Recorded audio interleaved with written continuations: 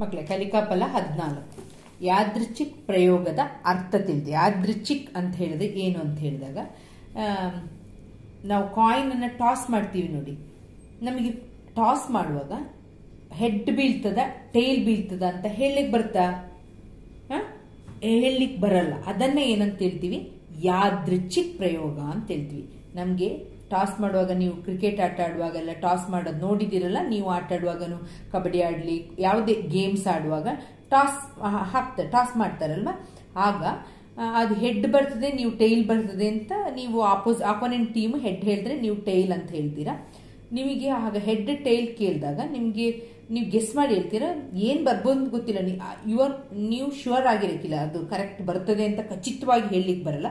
Head ಬೇಕಾದ್ರೂ ಬರ್ಬೋದು, tail ಬೇಕಾದ್ರೂ ಬರ್ಬೋದು.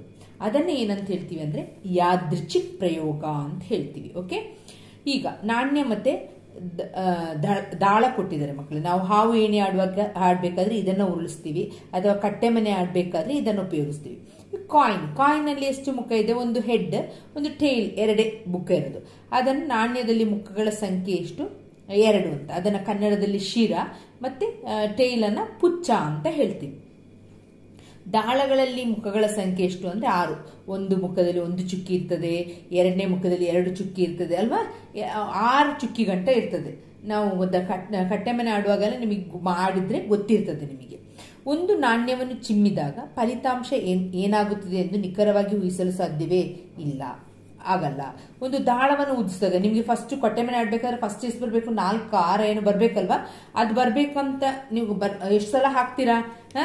ಹಾವು ಏನೇ ಆಟ ಆಡ್ಬೇಕಂದ್ರೆ ಸ್ಟಾರ್ಟಿಂಗ್ ಇಷ್ಟೇ ಬರ್ಬೇಕು ಅಂತ ಇರುತ್ತೆ. ಅದು ಬರೋ ಗಂಟ ನೀವು ಹಾಕ್ಲೇಬೇಕಲ್ವಾ? ಹಾಕ್ತೀರಾ, ಹಾಕಿ ಬಂದ್ಮೇಲೆ ತಾನು ನಡ್ಸಕ್ಕಾಗೋದು. ಸಂಭವನೀಯತೆಗೆ ಸಂಬಂಧಿಸಿದ ಕೆಲವು ಅಂಶಗಳು. ಯಾದೃಚ್ಛಿಕ್ ಪ್ರಯೋಗ ಅಂತ ಹೇಳಿದ್ರೆ ಯಾವ ಪ್ರಯೋಗದ ಫಲಿತಾಂಶವನ್ನು ನಿಖರವಾಗಿ ಮೊದಲೇ ಊಹಿಸಲು ಸಾಧ್ಯವಿಲ್ಲವೋ, ಇಲ್ಲೆಲ್ಲ ನಮಗೆ ಸಾಧ್ಯ ಇಲ್ಲ, ಯಾವ್ದು ಬರ್ತದೆ ಅಂತ ಹೇಳಲಿಕ್ಕಾಗಲ್ಲ, ಅಂತಹ ಪ್ರಯೋಗವನ್ನ ಏನಂತ ಹೇಳ್ತೀವಿ? ಯಾದೃಚ್ಛಿಕ್ ಪ್ರಯೋಗ ಅಂತ ಹೇಳ್ತೀವಿ. ರ್ಯಾಂಡಮ್ ಎಕ್ಸ್ಪೆರಿಮೆಂಟ್ ಅಂತ ಹೇಳ್ತೀವಿ ಇಂಗ್ಲಿಷ್ನಲ್ಲಿ. ಉದಾಹರಣೆಗೆ ನಾಣ್ಯ ಚಿಮ್ಮುವಿಕೆ, ದಾಳ ಉರುಳುವಿಕೆ. ಘಟನೆ: ಯಾದೃಚ್ಛಿಕ್ ಪ್ರಯೋಗ ಮಾಡಿದಾಗ ಉಂಟಾಗುವ ಫಲಿತಾಂಶವನ್ನು ಘಟನೆ ಎನ್ನುತ್ತೇವೆ. ಇದನ್ನು ಇ ನಿಂದ ಸೂಚಿಸುತ್ತೇವೆ. ಯಾವ ಅಕ್ಷರದಿಂದ ಸೂಚಿಸ್ತೀವಿ? ಈ. ಫಲಿತಾಂಶ ಗಣವನ್ನ ಎಸ್ ನಿಂದ ಸೂಚಿಸ್ತೀವಿ. ಎಲ್ಲ ಫಲಿತಾಂಶ. ಈಗ ಒಂದು ನಾಣ್ಯವನ್ನು ಚಿಮ್ಮಿದಾಗ, ಒಂದು ಸಲ ಚಿಮ್ಮಿದಾಗ ಶಿರ ಮತ್ತು ಪುಚ್ಚ ಬರ್ತದೆ. ಅದನ್ನ ಫಲಿತಾಂಶ ಹೇಗೆ ಬರೀತೀವಿ ನಾವು? ಎಸ್ ಹೆಚ್ ಮತ್ತೆ ಟಿ, ಹೆಡ್ ಮತ್ತೆ ಟೇಲ್ ಅಂತ ಬರೀತೀವಿ. ಈಗ ಯಾದೃಚ್ಛಿಕ್ ಪ್ರಯೋಗ ಮತ್ತೆ ಫಲಿತಗಣ ಬರಲಿಕ್ಕೆ ಕೊಟ್ಟಿದ್ದಾರೆ ಮಕ್ಕಳಿಗೆ. 2 ನಾಣ್ಯವನ್ನು ಚಿಮ್ಮಿದಾಗ ಅವ್ರು ಕೊಟ್ಬಿಟ್ಟಿದ್ದಾರೆ, ಆಗ 4 ಅಂತ ಬರೀತೀರಾ. ಈಗ 3 ನಾಣ್ಯವನ್ನು ಚಿಮ್ಮಿದಾಗ ನೋಡಿ ಈ ರೀತಿ ಫಲಿತಗಣ ಬರ್ತದೆ. 1, 2, 3, 4, 5, 6, 7, 8 ಅಂತ ಬರೀತೀರಾ ಇಲ್ಲಿ. NF. ದಾಳವನ್ನ ಎಸೆದಾಗ ಎಷ್ಟು ಬರ್ತದೆ? 1 ದಾಳವನ್ನ ಎಸೆದಾಗ 2. ಇದು 2 ದಾಳವನ್ನ ಎಸೆದಾಗ 1 ನೋಡಿ ಇಲ್ಲಿ ಗಂಟ ಬರ್ತದೆ. 6 ಇಲ್ಲಿ 36 ಬರ್ತದೆ ಮಕ್ಕಳೇ. ಅರ್ಥ ಆಯ್ತಲ್ವಾ? ಇದು ಇದರ ಫಲಿತಾಂಶಗಳು. ಇದನ್ನ ಬರ್ಕೊಳ್ಬೇಕು. ಇಲ್ಲಿ ಜಾಗ ಇಲ್ಲ, ನಿಮ್ ಸ್ವಲ್ಪ ಮೆಲ್ಲೆ ಸಣ್ಣದಾಗಿ ಬರ್ಕೊಳ್ಳಿ ಪೇಷನ್ಸ್ ಅಲ್ಲಿ. ಒಂದು ಘಟನೆಯ ಸಂಭವನೀಯತೆಯನ್ನು ಕಂಡುಹಿಡಿಯೋದು. ಸಂಭವನೀಯತೆಯನ್ನು ಹೇಗೆ ಕಂಡುಹಿಡಿಯೋದು ಅಂತ ನೋಡೋಣ, ಆಯ್ತಾ? ಒಂದು ಯಾದೃಚ್ಛಿಕ್ ಪ್ರಯೋಗದಲ್ಲಿ ನಾವು ಪಡೆಯಲಿಚ್ಛಿಸುವ ಘಟನೆಯನ್ನು ಅನುಕೂಲಿಸುವುದನ್ನು ಏನಂತ ಹೇಳ್ತೀವಿ? ಘಟನೆ. ಸಾಮಾನ್ಯವಾಗಿ ಇದನ್ನು ಈ ಅಕ್ಷರದಿಂದ ಅಥವಾ ಬೇರೆ ಬೇರೆ ಅಕ್ಷರದಿಂದಲೂ ಸೂಚಿಸಬಹುದು. ಯಾವ್ದು ಬೇಕಾದ್ರೆ ಅಕ್ಷರ ತಗೋಬಹುದು. ಅದು ನಾವು ನಿಮ್ಗೆ ಈಗ ಕಲ್ತ್ಕೊಳ್ಳಿ, ಈ ಅಂತಾನೆ ಕಲ್ತ್ಕೊಳ್ಳಿ. ಯಾಕಂತ ಹೇಳಿದ್ರೆ ನೆಕ್ಸ್ಟ್ 10th ಬರೋದಿಗೆ ಇದರಲ್ಲಿ ಒಂದು ಪ್ರಾಬ್ಲಮ್ ಇದೆ. P of A plus P of E dash is equal to 1 ಅಂತ. ಪ್ರಾಬಬಿಲಿಟಿದು ಒಂದು ಸಂಭವನೀಯತೆ 1ರೊಳಗೆ ಇರ್ತದೆ ಅಂತ ಹೇಳೋದಕ್ಕೆ ಒಂದು ಲೆಕ್ಕನ್ ಬರ್ತದೆ ಮಕ್ಕಳೇ. ಅದಕ್ಕೋಸ್ಕರ ಹಿಂಗೆ ಕಲ್ತ್ಕೊಳ್ಳಿ, ಈಗ್ಲಿಂದಾನೆ ಅಭ್ಯಾಸ ಆಗಲಿ. ಇಲ್ಲಿ 2 ನಾಣ್ಯ, ಇಲ್ಲಿ 2 ನಾಣ್ಯವನ್ನು ಒಟ್ಟಿಗೆ ಚಿಮ್ಮುವ ಪ್ರಯೋಗದಲ್ಲಿ ಕನಿಷ್ಠ ಒಂದು ಶಿರ ಇರುವಂತದ್ದು ಪ್ರಯೋಗವನ್ನ ಹೇಗೆ ಅಂತ ಕೊಟ್ಟಿದ್ದಾರೆ. ಕನಿಷ್ಠ 1 ಶಿರ ಅಂತ 2 ಶಿರ ಇದ್ರೂ ತೊಂದರೆ ಇಲ್ಲ ಮಕ್ಕಳೇ. ಕನಿಷ್ಠ ಮತ್ತು ಗರಿಷ್ಠ ಅಂತ 2 ತರ ಬರ್ತದೆ. ಈಗ ನಿಮಗೆ ಕನಿಷ್ಠ ಒಂದು ಪ್ರಯೋಗವನ್ನು ಮಾಡಿದರೆ ಕನಿಷ್ಠ ಅಟ್ಲೀಸ್ಟ್ ಎಷ್ಟಿರ್ಬೇಕು? 2 ಶಿರ ಇರಬೇಕು, 1 ಶಿರ ಇರಬೇಕು ಅಂತ. ಇಲ್ಲಿ ನೋಡಿ 1 ಶಿರ ಇರುವಂತ ಘಟನೆ. ಶಿರ ಅಂತ ಹೇಳಿದ್ರೆ ಹೆಡ್ ಮಕ್ಕಳೇ. ಹೆಡ್ ಈಸಿಯಾಗಿ ಅರ್ಥ ಆಗುತ್ತೆ. ಹೆಡ್ ಟೈಲ್ ಕೊಟ್ರೆ ಈಸಿಯಾಗಿ ನಿಮ್ಗೆ ಇದನ್ನ ನೋಡ್ಬಿಟ್ಟು ಬರೆದ್ಬಿಡ್ಬೋದು. ಕನಿಷ್ಠ 1 ಶಿರ ಇರುವಂತದ್ದು 1, 2 ಜಾಸ್ತಿ ಇದ್ರೂ ಏನು ತೊಂದರೆ ಇಲ್ಲ. ಆಗ ಟೋಟಲ್ ಬರುವಂತದ್ದು ಎಷ್ಟಾಗುತ್ತೆ? NF ನಿಮ್ಗೆ 3 ಬರುತ್ತೆ. ಅರ್ಥ ಆಯ್ತಲ್ವಾ? ಈಗ NF ಎಷ್ಟಿದೆ? 1, 2, 3, 4 ಬರ್ತದೆ. ಆಗ 3/4 ಇದು ಸಂಭವನೀಯತೆ. ನೆಕ್ಸ್ಟ್ 3 ನಾಣ್ಯಗಳನ್ನು ಒಟ್ಟಿಗೆ ಚಿಮ್ಮಲಾಗಿದೆ. ಅದರದ್ದು ಫಲಿತಗಣ ಎಸ್, ಇದನ್ನ ಅಲ್ಲಿ ಹಿಂದೆ ಬರೆದಿದ್ದೀರಾ, ಫಲಿತಗಣವನ್ನು ಬರ್ಕೊಂಡಿದ್ದೀರಾ, ಬರೆದು ಕೋಷ್ಟಕದಲ್ಲಿರುವ ಸಂಭವನೀಯತೆಯನ್ನು ಬರೀರಿ ಅಂತ ಕೊಟ್ಟಿದ್ದಾರೆ. ಈಗ ಎರಡು ಪುಚ್ಚಗಳು ಮೇಲ್ಮುಖವಾಗಿರುವಂತ ಈ ಎರಡು ಪುಚ್ಚ ಅಂತ ಹೇಳಿದ್ರೆ ಟೇಲ್ ಎರಡಿರ್ಬೇಕು, 1 2 ಇಲ್ಲಿ 2 ಇದೆ, ಇಲ್ಲಿ 2 ಇದೆ, ಇಲ್ಲಿ ಸಹ 2 ಇದೆ. ಆಗ ಎಷ್ಟು ಇವೆಂಟ್, ಎಷ್ಟು 3. ಆಗ NF ನಿಮಗೆ ಗೊತ್ತಿದೆ, ಟೋಟಲ್ 8 ಬರ್ತದೆ ಮಕ್ಕಳೇ. ಅದನ್ನ ಇಲ್ಲಿ ಬರೀರಿ. ಇಲ್ಲಿ ಫಲಿತಗಣ ಬರೆದ್ರೆ ಮೊದಲನೇದು ಹೆಚ್ಚೆಚ್ 3 ಹೆಚ್ಚಿರುವಂಥದ್ದು, ನೆಕ್ಸ್ಟ್ ಇಲ್ಲಿ ಹೆಚ್ಚು 2 ಬರೆದ್ಬಿಟ್ಟು ಈ ಟೋಟಲ್ ಬರುವಂತಹ ಇದರ ಫಲಿತಗಣ 8 ಮಕ್ಕಳೇ. ಈಗ ಈ ಅನುಕೂಲಿಸುವ ಎರಡು ಪುಚ್ಚ ಅಂದ್ರೆ 2 ಟೇಲ್ ಮಾತ್ರ ಬರಬೇಕು ನೋಡಿ. ಒಂದು ಕಡೆ ಇಲ್ಲಿ ಒಂದು ಕಡೆ ಬಂದಿದೆ, ಇಲ್ಲಿ ಅಷ್ಟೇ ಬರೋದು 3. ಆಗ NF ಎಲ್ರಿಗೂ ಗೊತ್ತಿದೆ 8 ಅಂತ.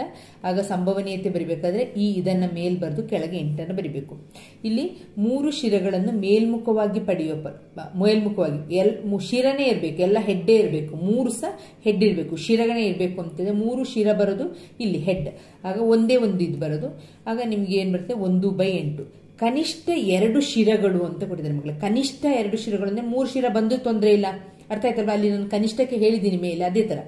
ಆಗ ಕನಿಷ್ಠ 2 ಶಿರ ಅಂತ ಹೇಳಿದಾಗ ಇಲ್ಲಿ 2 ಶಿರ ಇದೆ, ಇಲ್ಲಿ 3 ಶಿರ ಇದೆ ತಗೊಳ್ಳಿ, ಇಲ್ಲಿನೂ 2 ಶಿರ ಇದೆ, ಇಲ್ಲಿನೂ. ಆಗ ಟೋಟಲ್ ಎಷ್ಟು ಬರ್ತದೆ ಇದು NF 4 ಬರ್ತದೆ. 1 2 3 4, ಅದನ್ನ ಬರೀರಿ 8. PF 4/8 ಸುಲಭ ತಂದ್ರೆ 1/2 ಆಗುತ್ತೆ.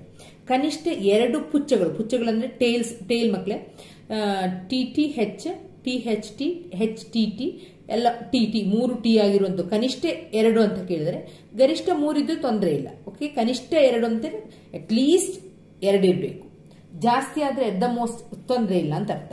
ಆಗ 4 ಇದು 8. ಆಗ 4/8, 4 1 4 2 ಇದು ಆನ್ಸರ್. ನೆಕ್ಸ್ಟ್, ಒಂದು ದಾಳವನ್ನು ಎಸೆದಾಗ ಮೇಲ್ಮುಖವಾಗಿ ಬರುವ ಸಂಖ್ಯೆಯು 10ಕ್ಕಿಂತ ಕಡಿಮೆ ಇರುವ ಸಂಭವನೀಯತೆ.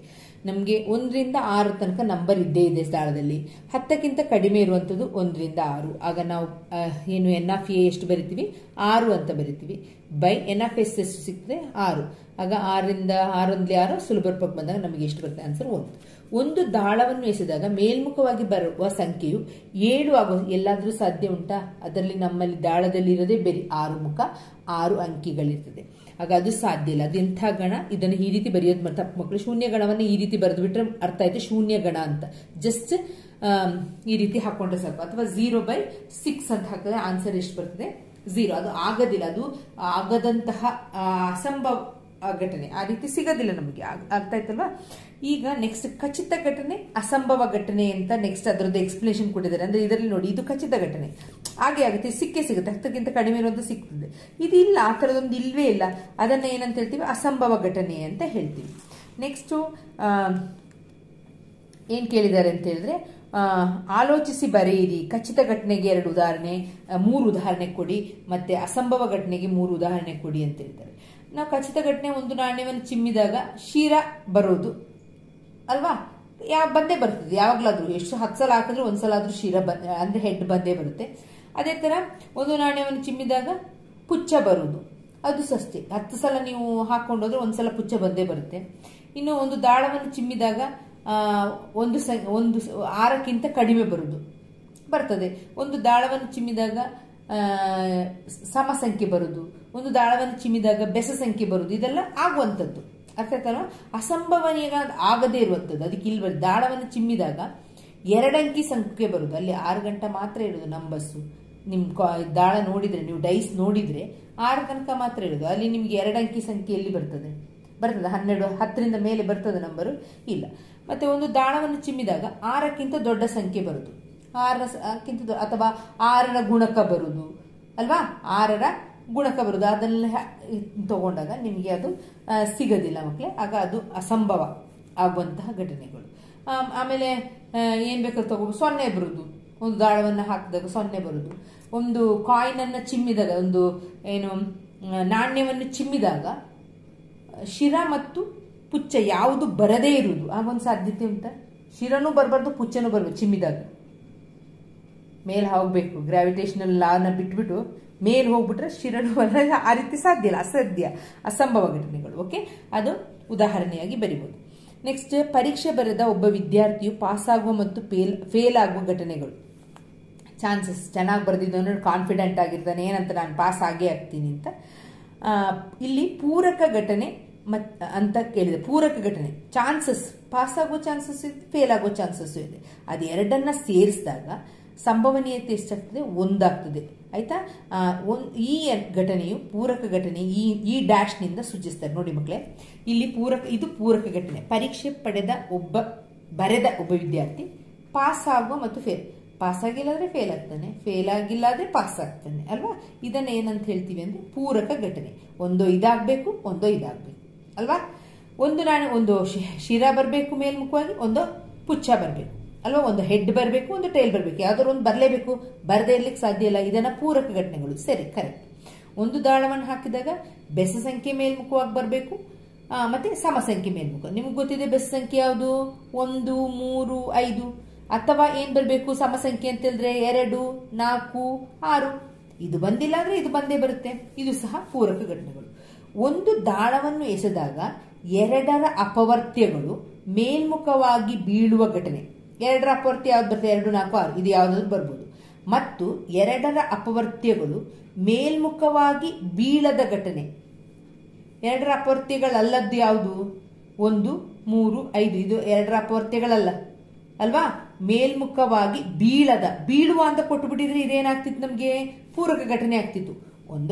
2ರ ಅಪವರ್ತ್ಯಗಳು ಬಿಡ್ಬೇಕು, ಇಲ್ವಾ 2ರ ಅಪವರ್ತ್ಯಗಳಲ್ಲದೇ ಇರುವಂತಹ ಬಾಕಿ ನಂಬರ್ ಇದೆಯಲ್ಲ 1, 3, ಅದು ಬೀಳ್ಬೇಕಿತ್ತು.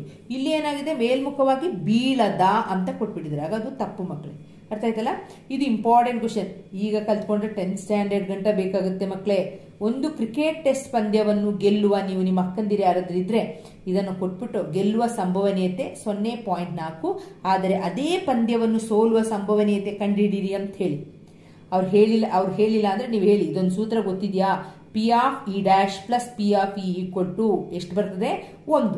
P of E ಅಂತಂದ್ರೆ 1 ಮೈನಸ್ ಇಲ್ಲಿ ಗೆಲ್ಲುವ ಸಂಭವನೀಯತೆ 0.4 ಕಳೀರಿ. ಆಗ 1ರಿಂದ 0.4 ಕಳೆದ್ರೆ 0.6. ಇಲ್ಲಿ ಇಂಪಾರ್ಟೆಂಟ್ ಅಂತ ಹೇಳಿದ್ರೆ ತುಂಬಾ ತಪ್ಪು ಮಾಡೋದು ಅಂತ ಹೇಳಿದ್ರೆ 1ರಿಂದ 0.4 ಕಳೀರಿ ಅಂತ ಹೇಳಿದಾಗ ನೀವೇನ್ ಮಾಡ್ತೀರಾ? 1.0 ಅಂತ ಬರ್ಕೊಳ್ಳಿ ಮಕ್ಕಳೇ. ಇದು ತಪ್ಪು ಮಾಡ್ತೀರಾ. ಅದ್ರ ಅಡಿಯಲ್ಲಿ ಬೇಕು ನೀವು 0.4 ಅಂತ ಬರೆಯೋದು. ತುಂಬಾ 10ನೇ ಕ್ಲಾಸ್ ಮಕ್ಕಳು ಮಾಡುವಂತ ತಪ್ಪಿದೆ. ಏನಂತ ಹೇಳಿದ್ರೆ 1 ಅಂತ ಹೇಳಿದಾಗ 1 ಇಲ್ಲಿ ಬರೀತೀರಾ, ಕೆಳಗೆ ಏನ್ ಬರೀತೀರಾ? 0.4, ಇಲ್ಲಿ 0, ಇಲ್ಲಿ ಪಾಯಿಂಟ್, ಇಲ್ಲಿ 4 ಅಂತ ಬರೆದ್ಬಿಟ್ಟು ಕಳೆಯಕ್ ನೋಡ್ತೀರಾ. ಇದು ತಪ್ಪು. ಅರ್ಥ ಆಯ್ತಲ್ವಾ? ಹೀಗೆ 1.0 ಅಂತ ಬರೆದ್ಬಿಟ್ಟು ಅದರ ಕಡಿಯಲ್ಲಿ 0.4 ಬರೀರಿ. 0ಯಿಂದ 4 ಕಳೆಯಕ್ಕಾಗಲ್ಲ. ಏನ್ ಮಾಡ್ತೀರಾ? 10ರಿಂದ 4 ಕಳೆದ್ರೆ ಎಷ್ಟಾಗುತ್ತೆ? 6.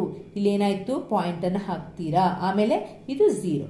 ಆನ್ಸರ್ ಹೆಂಗ್ ಬಂದಿದ್ದು? 0.6 ಅಂತ ಗೊತ್ತಾಯ್ತಲ್ಲ ಮಕ್ಕಳೇ? ಈ ರೀತಿ. ಓಕೆ, ತುಂಬಾ ಈಸಿ ಇದೆ. ನೆಕ್ಸ್ಟ್ ಮಕ್ಕಳೇ, ಯಾವಾಗ್ಲೂ ನಾನೇನು ಕಲಿತೆ ನೀವು ಟ್ರೈ ಮಾಡಿ ಆದ್ಮೇಲೆ ನಾನು ಅದನ್ನ ನೆಕ್ಸ್ಟ್ ಶಾರ್ಟ್ಸ್ ಅಲ್ಲಿ ಹಾಕಿರ್ತೀನಿ ಮಕ್ಕಳೇ. ನೀವು ವೆರಿಫೈ ಮಾಡ್ಕೊಳ್ಳಿ. ಯಾಕಂತ ಹೇಳಿದ್ರೆ ನಾನು ಎಕ್ಸ್ಪ್ಲೇನ್ ಮಾಡ್ತಾ ಇದ್ದೀನಿ, ನಾನು ಜಸ್ಟ್ ನಿಮ್ಗೆ ಹಾಗೆ ಕೊಡ್ತಾ ಇಲ್ಲ ನೋಟ್ಸ್ ಅನ್ನ. ನನ್ನ ಒಂದು ಆಸೆ ಏನಂತ ಹೇಳಿದ್ರೆ ಮಕ್ಳು ಕಲ್ತಿರ್ತಾರೆ, ಆನ್ಸರ್ ಮತ್ತೆ ಬರೀತಾರೆ, ವೆರಿಫೈ ಮಾಡ್ಕೋತಾರೆ ಆನ್ಸರ್ನ ಅಂತ. ಓಕೆ, ನಾನು ಆ ಶಾರ್ಟ್ಸ್ ಅಲ್ಲಿ ಇದ್ರದ್ದು ಆನ್ಸರ್ಸ್ನ ಹಾಕಿರ್ತೀನಿ. ನೀವು ಇದನ್ನ ಬರ್ಕೊಳ್ಳಿ. ಶಾರ್ಟ್ಸ್ ಅಲ್ಲಿ ನೋಡಿ ನೀವು ಬರ್ದಿರ್ತೀರಾ ಆನ್ಸರ್ ಅಂತ ನನ್ನ ಒಂದು ಐ ಹೋಪ್ ನೀವು ಬರ್ದಿರ್ತೀರಾ ಅಂತ ನೀವು ವೆರಿಫೈ ಮಾಡ್ಕೊಳ್ಳಿ, ಆಯ್ತಾ?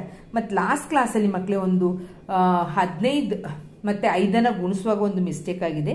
ಅದೊಂದು ಸ್ವಲ್ಪ ಮಿಸ್ಟೇಕ್ ಅನ್ನ ರೆಡಿ ಮಾಡ್ಕೊಳ್ಳಿ ಮಕ್ಕಳೇ. ಸಾರಿ, 15 5 75 ನಾನೊಂದು ತಪ್ಪು ಮಾಡಿದ್ದೀನಿ. ಅಲ್ಲಿ ಒಂದು ಜಸ್ಟ್ ಮಿಸ್ಟೇಕ್ ಆಗ್ಬಿಟ್ಟು ಸಾರಿ, ಅದನ್ನ ಕರೆಕ್ಟ್ ಮಾಡ್ಕೊಳ್ಳಿ. ಓಕೆ, ಅದು ಪೇಜ್ ನಂಬರ್ ಎಷ್ಟು ಬರುತ್ತೆ ಅಂದ್ರೆ ಪೇಜ್ ನಂಬರ್ ಬಂದು 45 ಬರುತ್ತೆ ಮಕ್ಕಳೇ. ಕಲಿಕಾ ಫಲ 9 ಅಲ್ಲಿ ಅದು 15 5 ಒಂದು ಆಲ್ಜಿಬ್ರೈಕ್ ಟರ್ಮ್ ಇದೆ. ಅದನ್ನು ಗುಣಿಸುವಾಗ 75 ಆಗಬೇಕಿತ್ತು. ಒಂದು ಮಗು ಅದನ್ನು ಕರೆಕ್ಟ್ ಮಾಡಿದೆ. ಥ್ಯಾಂಕ್ ಯು ಪಾ. ಮತ್ತೆ ಇದನ್ನೊಂದು ಕರೆಕ್ಟ್ ಮಾಡ್ಕೊಳ್ಳಿ. ಓಕೆ, -75 x² y² ಬರಬೇಕು. ಓಕೆ.